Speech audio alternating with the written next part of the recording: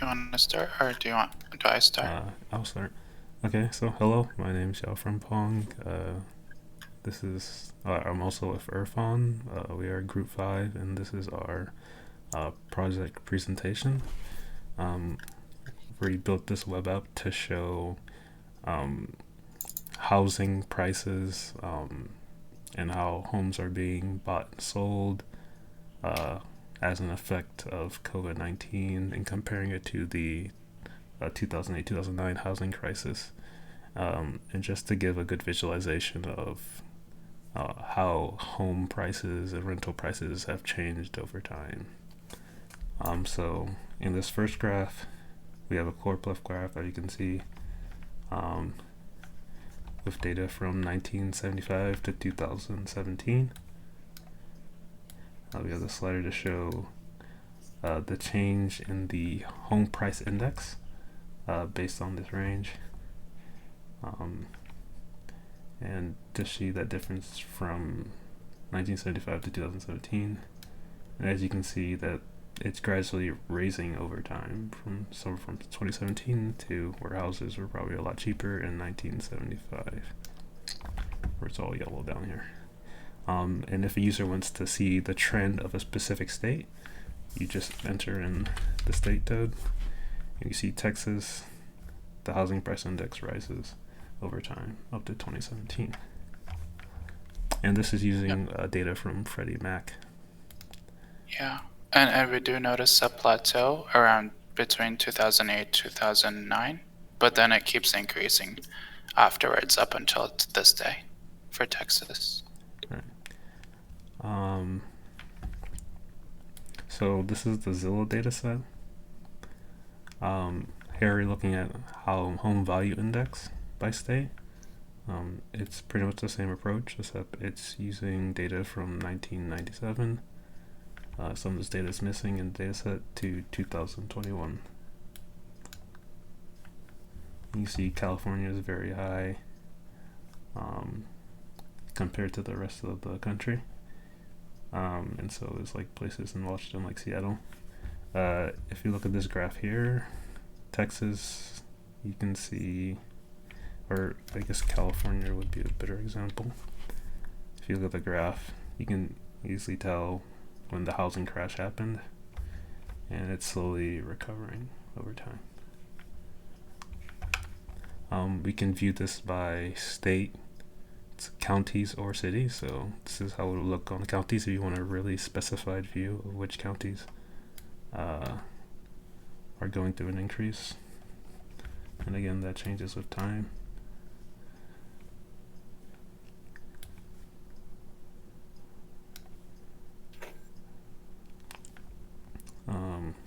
And if you want to see a specific county, you just type in the county code. So that's 04005.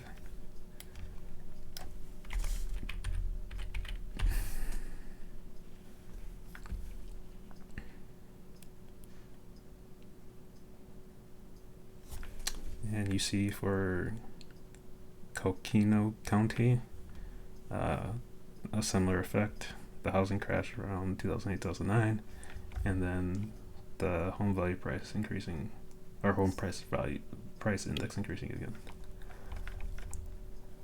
And then this is a view by city, and Cupertino, if you want to see that.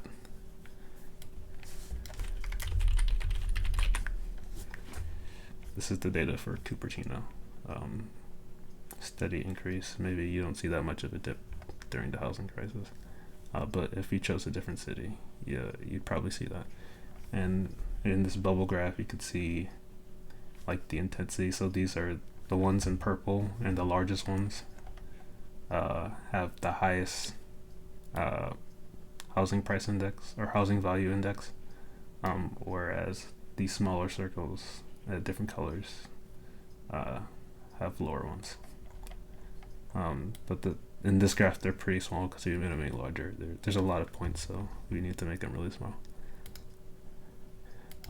This is the data for rent. So before we were looking at single family homes. Now we're looking at rent. This is just by state, and you can see the change in rent prices over time. Um, and if you look at the state like maybe Florida, we see how the prices have changed. Now, we also have data on houses that are being put up for sale, uh, then houses that have gotten an offer, so a pending offer from a potential buyer. Um, we also have data on how many days it took for a house being put on the market to until they got an offer. So how fast are houses being bought, and then how many homes are being sold.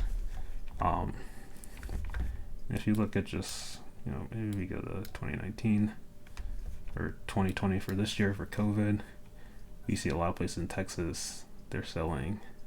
Uh, a lot of homes are being put up for sale.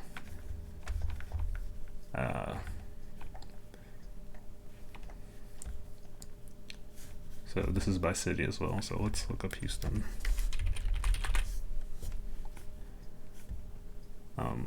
And there's kind of a dip, and that could be because there's not as many listings anymore because people are buying it up. If we go to pending house sales, so places that have a lot of offers, you see Houston again, a big jump in 2020. And this is just the ranking, so the highest numbers would be in purple and largest, and the lower ones would be smaller. So from the data that we have for the available cities, the trend we do see is, at least in 2020, increase in like home sales and homes, at least offerings for home sales. So this is the time it takes for a house to be sold.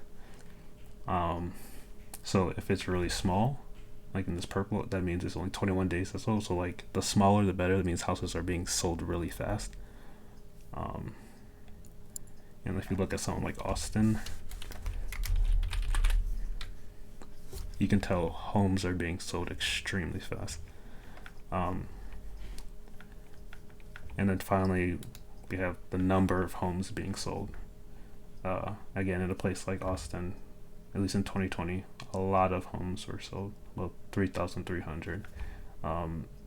Places like New York, 16,000, like Seattle, Phoenix. So you can tell that you can kind of get an idea of where people are buying homes and moving to based on this data.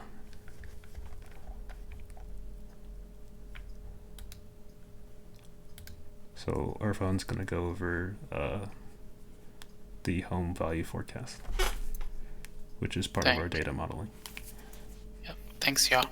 So here the legend indicates, green indicates a positive forecast prediction for the home values for the particular city and all its surrounding zip codes. The red dot indicates a decrease in the forecasted value in the year 2022. We notice a lot of greens, and the size corresponds to how much. So here we show the top 100 cities with potential predicted increases, and we see a lot of dots in Texas, a lot in Florida, and a lot in North. We also see some red dots. If you click on the red dots, we can go over some of the. Yep, there you go. Thanks. So we can see quite a bit of dots in Michigan, in Illinois, and California. Let's go to California. We see some drop in prices for next year, and that area corresponds to where there was a wildfire last year. So maybe there's a correlation. We're not sure, but we see a lot of spots in California here. Yeah, since this is only a projection, what is predicted to happen next year, we're not able to swap back and forth. This is an outlook towards the future. Okay, I think we can go to the next slide. Okay, I'm gonna go to your notebook then, Yeah, please do. where we will go over clustering, another part Yep. of our data model. So if you go to task 2. So due to time constraints, we weren't and PyCaret limitations, we weren't able to export our visualizations into the web app, which is run on Dash. Okay, so we've used several data sets, including the population, which unfortunately stops at 2008.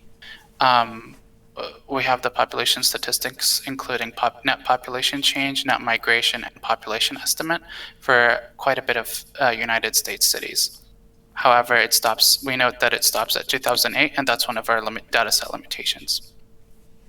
We cluster around 12 cities where we have full information, mostly full information on. Based on their ZHVI, the Zillow House Index value, from 2008 till 2021, the current month, March, we compare their sale pressure and buying pressure. So houses being put up for sale versus houses that got accepted and are pending for a purchase. And we subtract these two numbers, sales and pending, which would give us a value of how much surplus there is. And so the lower the surplus is, the higher the demand and the more the competition there is between buyers, the less the supply is compared to the demand. And so we cluster based on that difference. So we'll call it surplus. We cluster based on the ZHVI across time. From 2018 till 2020-21, and we cluster based on the population net change and the net migration. So 4 variables. Okay, can continue scrolling. Continue until we hit the graph.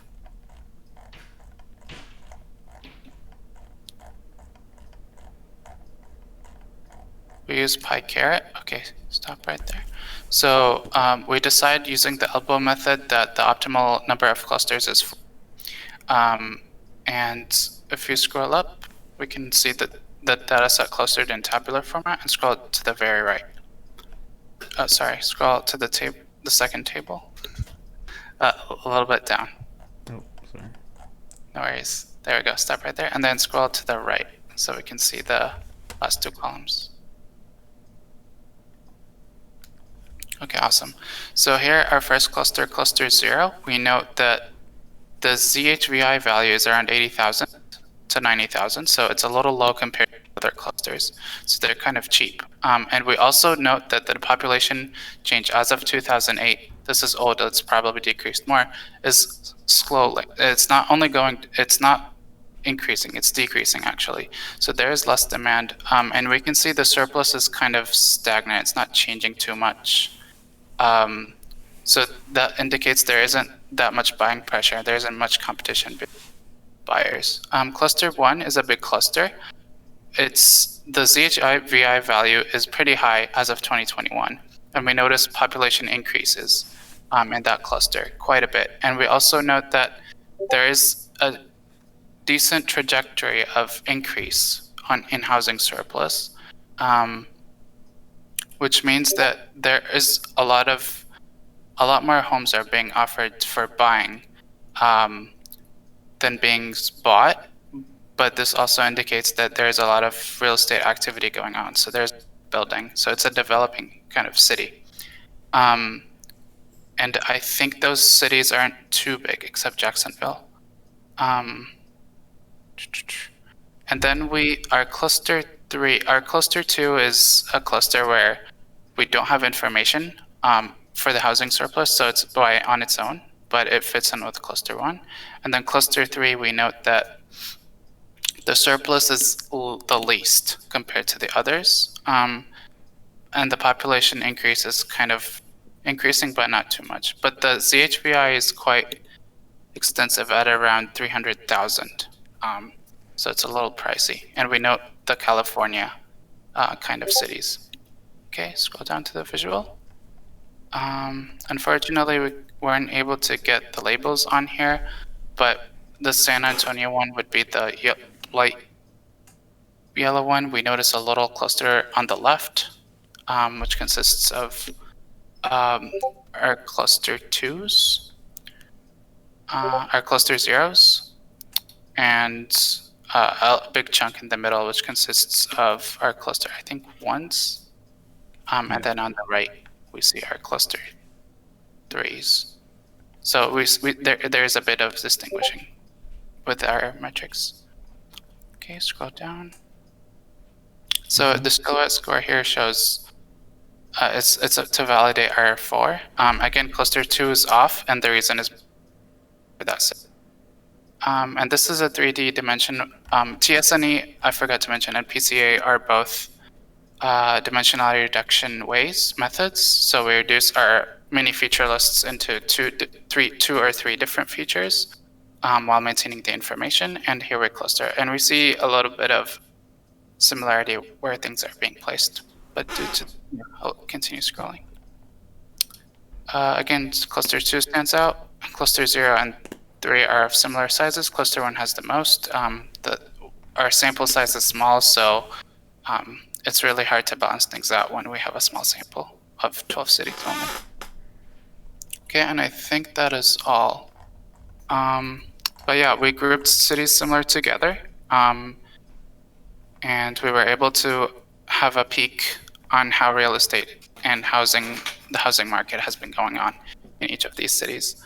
This shows a difference in net population change. We note that cluster 0 has a lot of losses. It's losing populations.